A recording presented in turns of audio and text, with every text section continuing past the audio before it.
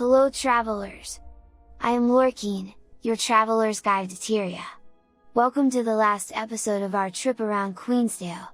Last time we visited the prosperous Beetlestone with its circus and colorful people. Today we will continue our mission by sailing down the lake, parallel to what used to be the Watchtower Coast. That area was named after the mysterious watchtowers that dotted the shoreline. Legends say the towers were built to fend off some unknown threat from across Giant's Basin, perhaps something dangerous coming all the way from the Isles of Janthier, where, as the Dermond Priory scholars are speculating, the Mersaw originated, and from where they brought the Eye of Janthier. Today the huge saltwater lake is gone and in its place we are left with Lake Regent to the west and Lake Lorekeen, behind the eastern Divinity Dam. This dam is important for holding the eastern Divinity Reservoir, the recipient of Divinity's Reach sewers and, according to villagers from the area, a great place for fishing and swimming. Unlike its western counterpart, the eastern dam is fully functional, thus allowing fishermen to go about their business in the old tradition of this area, as many generations of Crichton fishermen have grown up trolling the same sacred waters of the Giant's Basin. That of course as long as they keep distance from the river drakes that infest the area and they don't try to interfere with the champion bandit Vic the Iron as he is gathering supplies from here.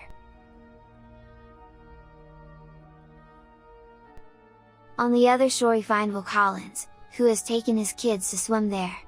But when they arrive they discover the waters are infested by dangerous creatures, thus cutting access to it. That creature is a veteran armored fish which you can take care of. With the waters safe, Wil might attempt to do a jump of the diving board, just because his kids are goading him to and he would do anything to see them smile. But as the board is pretty high, he might chicken out. Let's give him a push, shall we?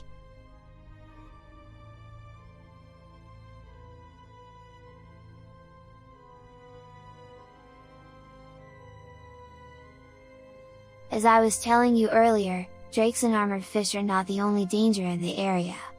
Inside this hill we find Beggar's Burrow, the second bandit hideout in Queensdale. We talked about the other hideout and its history in our episode about Alterbrook Vale.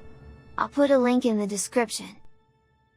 There are two doors in the Beggar's Burrow, one at Lake Delavan and the other at the Shaemoor Cemetery, but the latter can be entered from outside only during the personal story infiltration. Opening the splendid chest that you can find here gives you the Bad Neighborhood achievement. Crossing Lake Delavan, which by the way is a great place to fish for Delavan guppy, we arrive at Cardy and Ojon's Lumbermill, the place that processes wood from the Queen Forest and delivers it to all Queensdale. This business is important as centaurs have no respect for lumber and without the wood from here, the surrounding villages would have been reduced to kindling by now. The lumber is also very important in producing weapons for the seraphs.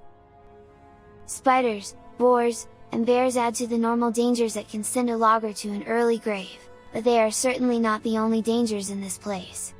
Often Valerius Woodland, the man in charge, feels he can't get the sound of the buzzing out of his head.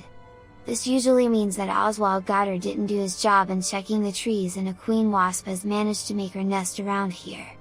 You can take care of that issue.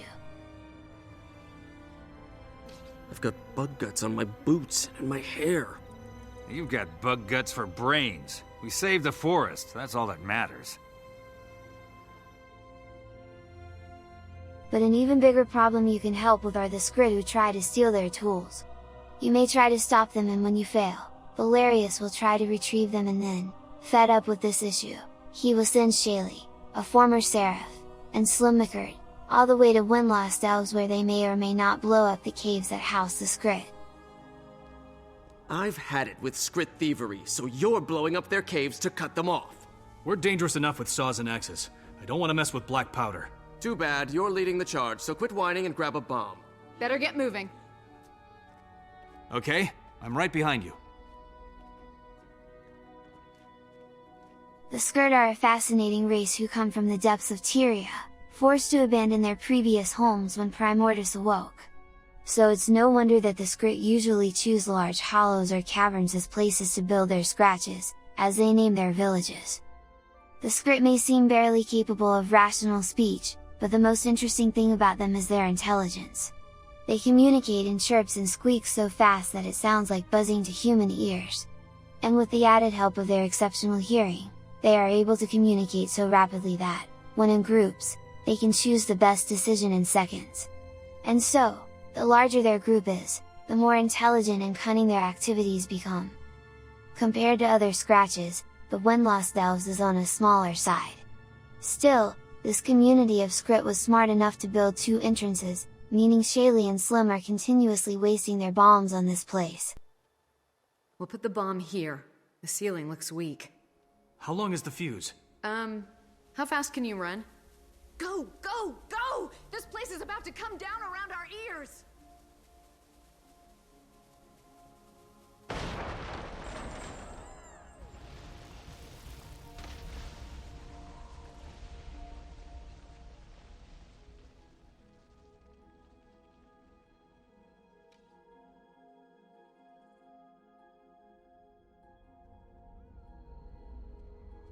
I wonder what they needed the tools for. If they would just ask, maybe we'd trade with them.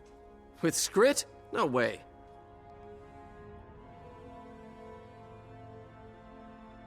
And here, on top of this destroyed mill we find Chhk, a lonely and confused Skrit who believes himself to be the Windmill King, and like Don Quixote who attacks windmills thinking they're giants, Chhk believes he is fighting dragons.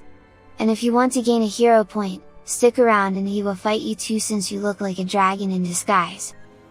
Forsooth, you have met your match, dragon! Although the lack of dragon tail will eventually give it away that you're not a real dragon, you just look like one around the eyes. You can interrupt him with the random bundles that lay around, which he probably collected. You betwitched me, you evil magpie! You're not a dragon!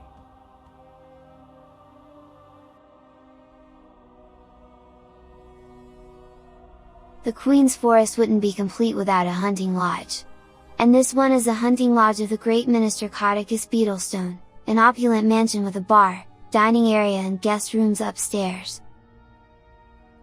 The bar has quite an assortment of drinks, some which might not even be from this universe.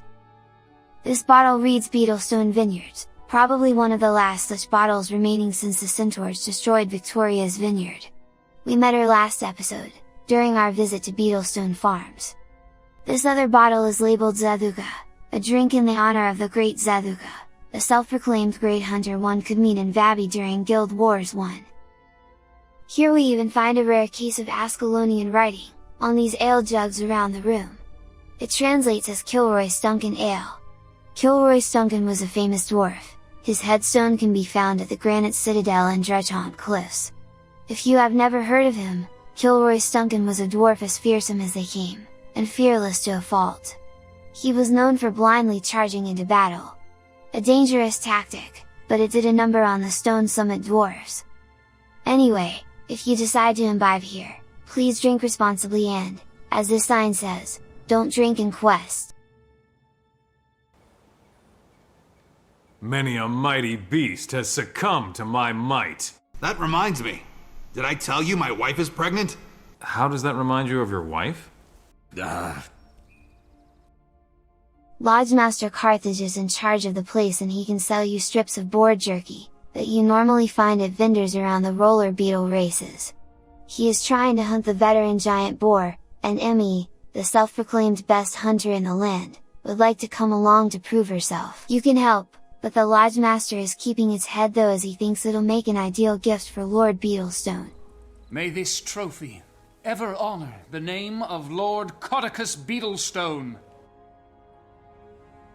And here we meet Phil Thackeray, who is a collector of birds and claims rather dubiously, to be second cousin on his mother's side, twice removed of none other than Logan Thackeray. I wonder if Minister Caudecus invited him here. Hunter Block is the guy who you need to impress to get the heart in the area, and he will sell you a few weapons and a boar tusk as an accessory. Not far from the hunting lodge, we can stumble on Kappa's Corral. Kappa is an ingenious business Asura, who documented the pygmy moa's migration pattern in their search for food, and uses this information too.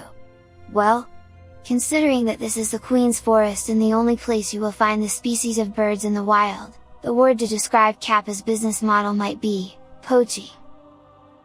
Moas love living in the flora, but they're fauna.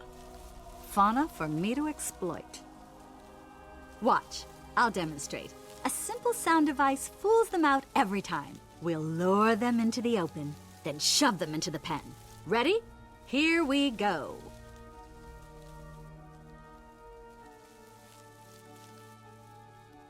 The idea that the pygmy moa business might be a nefarious one is also supported by the fact that only a handful of people, all of very dubious character, own these birds. One is our friend Caudecus, whom we discussed during the last episode. We can meet another one during a Sylvari story episode, where we can spot a pygmy moa while evacuating the Ascalonian settlement, and Lord Penley Marduk is probably the best candidate as its owner. And speaking of Sylvari, a certain club owner doesn't shy away from holding races with pygmy moas either. And of course you can help her herd the pygmy moas into this pin/trap. It's not difficult, but pygmy moas are quick. Just get them in the pen. I'll take over from there. According to Kappa, a pygmy moa, as the name implies, is a smaller racial variant of normal moas. They're disgustingly cute, just as fast, and perhaps a bit smarter as natural selection removes the stupid ones, as you can see. It's too bad I couldn't do it alone. Someday I'll be a better inventor. I'll invent everyone out of a job. I wonder if I can invent something that makes inventions. Wish I had an invention to train moas. Oh well, I'll just have to do it the old-fashioned way.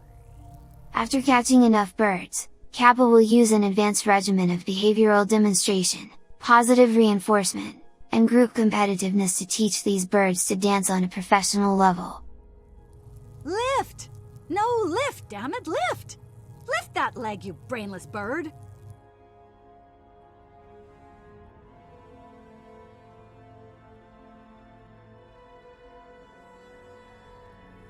This is worse than herding moas.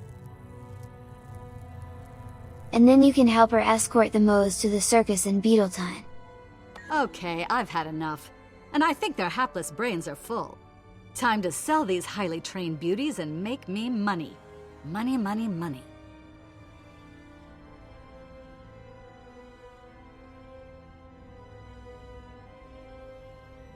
Behold, the most stupendously talented pygmy moas in all Tyria! Those scrawny things? What can they do? Not scrawny, pygmy. And stature is irrelevant. They can dance like nothing you've ever seen before. Showtime, my pets!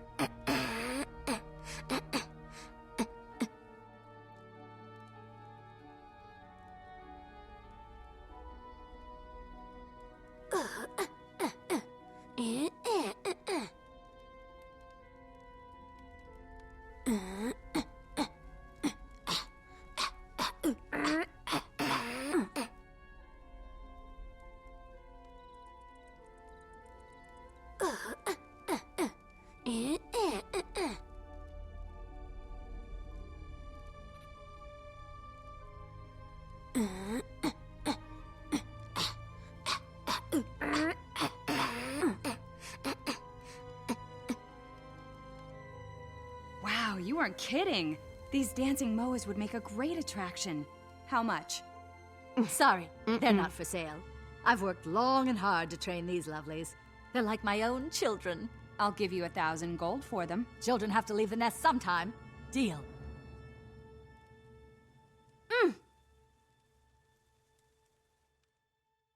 After the spectacle is over, Kappa can sell you a mini Mo egg to craft the legendary focus, the Minstrel. You can buy the egg even if you don't need it to craft the weapon, and using it will hatch for you a dancing Moa. And here's an interesting fact, Kappa's brother, Tigg, used to organize Moa races in Lion's Arch, before it was destroyed.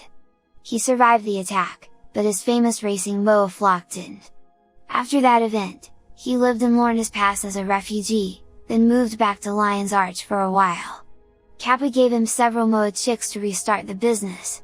Together, the two travel to the Dragon Bash Festival, where they provide Moa for the race, and they use magic science to let you spectate the race from any participating Moa's point of view. One of the Moa is named Meep II, after Tigg's favorite racing Moa, Meep. Big applause for Meep II! Meep the First would have been so proud! And here we have the Moa race, a time-honored tradition. Go on, make a wager. It's no fun if you don't have your hide in the game. Not to mention we're over budget. Absolutely not. I have no desire to feed that filthy beast. Nonsense. These creatures are magnificent. Kappa said they're mostly free of parasites. I was referring to the corrupt Moa racing industry. It's unethical. These beautiful creatures spend their days in cages, only being let out to race. They deserve to roam Tyria freely. Nonsense. The Moa breeders love their animals. Just look at how happy they are to be running free along a predefined course. How majestic. Moving on. Don't confuse your brother Tigg with Tigg Thundergrowl, a char from the club behind Arborstone, who also organizes Moa races. On our way back from Beetleton, we meet Assistant Chef Victor, who works for Lord Caudecus. He is in search of scale eggs for his master, Gregory the grumpy chef we met in Beetleton. It turns out that fresh scale eggs are a culinary delicacy and a favorite of Lord Caudecus.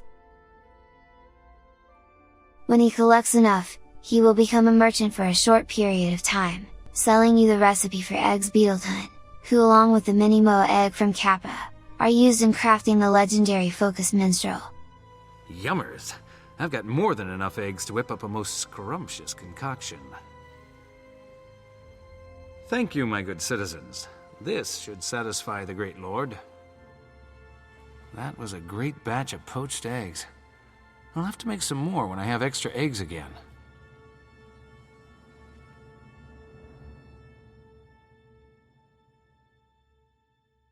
And here we are, right back where the story started, at Shaemoor and the brave people from its garrison. The Shaemoor Garrison is the main fortress defending Divinity's reach against the Tamini centaurs attacking from Scaver Plateau. It is built close to where a mission outpost from Divinity Coast in Guild Wars 1 was located, the place where a hero would be asked to take the Eye of Janthier to Loamhurst, as we discussed when we visited the village of Shaemoor, in the first episode.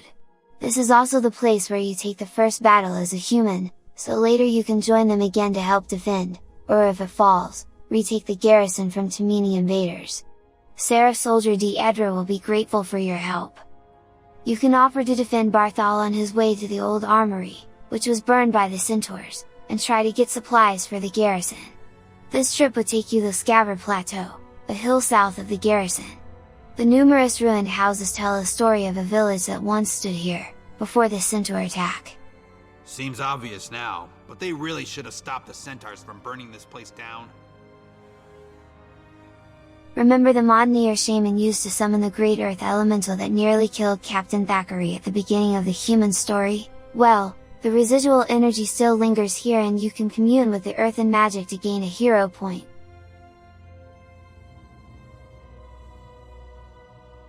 I dropped off a pie for you earlier, Lieutenant. You know I can't take bribes, ma'am. It's not a bribe. It's a thank you for keeping us safe. Then I'll share it with the others tonight. Thank you.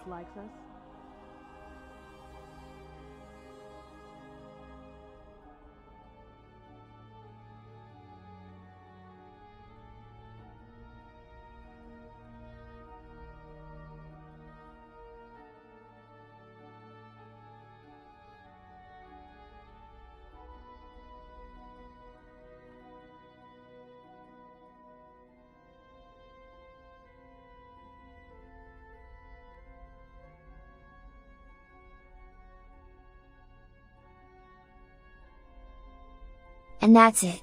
This is Queensdale, 2 meta events, 2 bandits leaders, 3 cats and lots of centaurs and drama. Did I miss any important secret of the area? Let me know in the comments so we can all enjoy Guild Wars with everything it has to offer. Like, subscribe and click the bell icon if you want to be notified when we will start our next trip. Until then, happy exploring!